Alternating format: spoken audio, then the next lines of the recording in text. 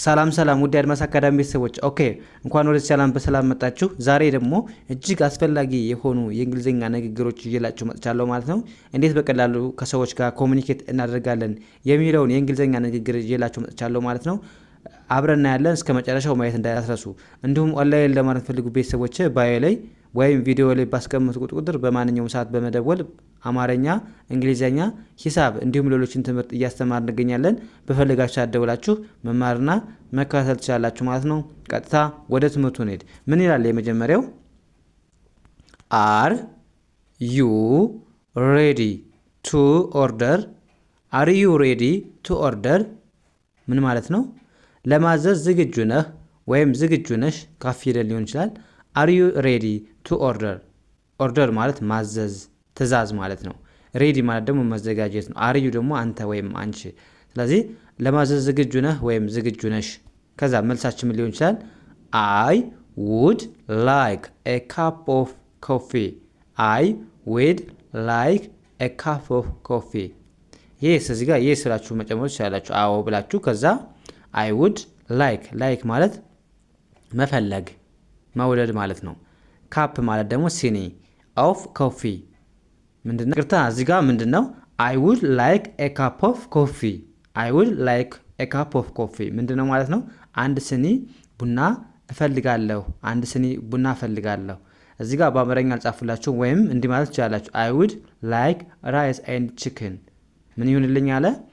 ራይስ ማለት ሩዝ ማለት ነው። ቺክን ዶሮና ሩዝ ይሆንልኝ ማለት እንችላላችሁ። እዚህ ጋር በአማርኛ አልጻፉላችሁም፣ ይቅርታ ማለት ነው። ኦኬ ከዛስ እዚህ ጋር ደግሞ ሌላ ጥያቄ አለ። ምን ይላል? ዋት አር ዩ ዱይንግ። ዋት አር ዩ ዱይንግ። ዋት አር ዩ ዱይንግ ምን ማለት ነው? ምን እያደረክ ነው ወይም ምን እየሰራህ ነው።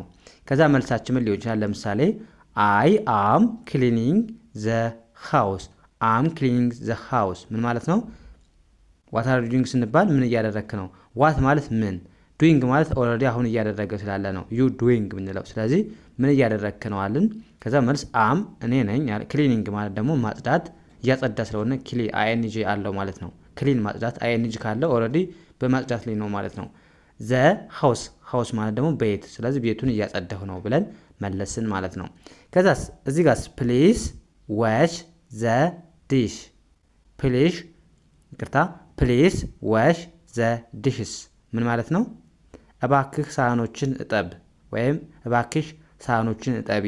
እንግዲህ እዚህ ጋር ፕሊዝ ማለት እባክሽ፣ ወሽ ማለት ማጠብ ነው። ዘዲሽስ ማለት ሳህኖቹ ማለት ነው።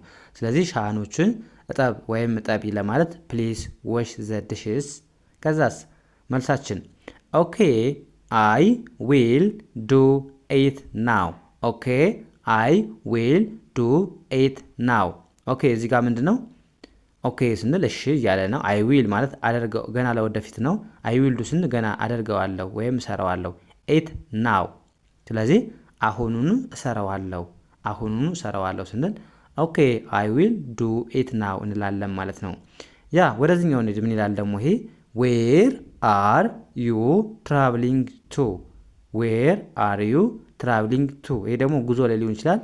ለምሳሌ የት እየተጓዝክ ነው ብለን የሆነ ሰው እንግዲህ እዚህ ጋር ዌር ማለት ቦታ ስንጠይቅ ነው፣ የት ለማለት ነው። አር ዩ ታውቁታላችሁ። ትራቭሊንግ ማለት ደግሞ ጉዞ ማለት ነው። ቱ ማለት ወደ። ስለዚህ ወዴት እየተጓዝክ ነው ለማለት ዋት ዌር አር ዩ ትራቭሊንግ ቱ እንላለን ማለት ነው። ወዴት እየተጓዝክ ነው። ከዛ መልሳችን ለምሳሌ ምን ሊሆን ይችላል? አም ጎይንግ ቱ ዱባይ። አም ጎይንግ ቱ ዱባይ። እናንተ ደግሞ የምትሄዱበትን። ስለዚህ ጎይንግ ማለት ምንድን ነው? ገና በመሄድ ነው፣ እየሄደ ስለሆነ ነው። ስለዚህ ቱ ዱባይ እሄዳለሁ፣ ወደ ዱባይ እሄዳለሁ ብለን መለስን ማለት ነው። ያ ወደዚህኛው ስንሄድ ምን እናገኛለን? ዋት ውድ ዩ ላይክ ቱ ድሪንክ። ዋት ውድ ዩ ላይክ ቱ ድሪንክ ምን ማለት ነው?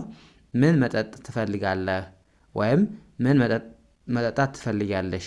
ዋት ውድ ላይክ ቱ ድሪንክ። ዋት ማለት ምን፣ ውድ ገና ለወደፊት ነው። ዩ ላይክ ትወዳለህ፣ ትመርጣለህ፣ ትፈልጋለህ።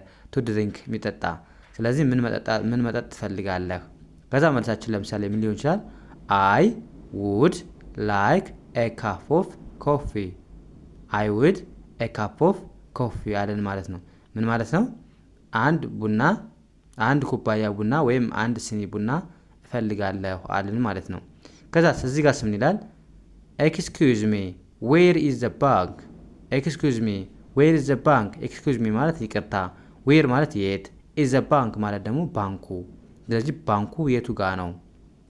ከዛ መልሳችን ምን ሊሆን ይችላል? ጎ ስትሬት ዘን ተርን ራይት። ምን ማለት ነው? እዚህ ጋር ጎ ስትሬት ማለት ቀጥ ብለህ ሂድ፣ ቀጥ ብለህ ሂድ። ከዛ ሲቀጥል ዘን ማለት ከዛ ወይም ሲቀጥል ማለት፣ ተርን ራይት ወደ ግራ ወደ ቀኝ ማለት፣ ራይት ማለት ቀኝ፣ ተርን ማለት መታጠፍ ነው። ስለዚህ ወደ ቀኝ ታጠፍ፣ ቀጥ ብለህ ሂድ፣ ቀጥ ብለህ ሂድና ከዚያ ቀኝ ተመለስ ወይም ወደ ቀኝ ታጠፍ አልን ማለት ነው። ያ እዚህ ጋርስ ዋት አር ዩ ዱይንግ ዚስ ዊክንድ። ዋት አር ዩ ዱይንግ ዚስ ዊክንድ ምን ማለት ነው? በዚህ ሳምንት መጨረሻ ምን ታደርጋለህ ወይም ምን ታደርጋለሽ? ዋት ምንድን ነው? አር ዩ ዱይንግ ማለት ትሰራለህ፣ ማድረግ።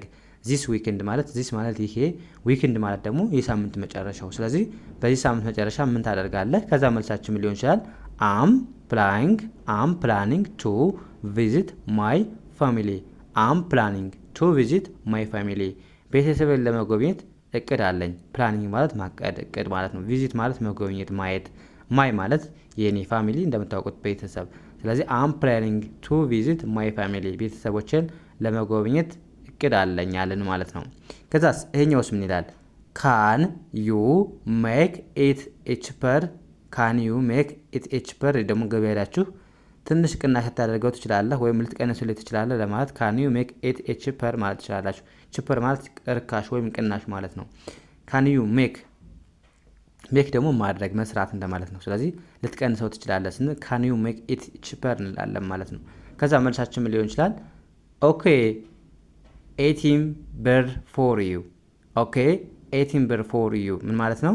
እሺ ለአንተ 18 ብር እሰጥሃለሁ፣ ለአንተ ወይም 18 ብር አደርግልሃለሁ አለው ማለት ነው።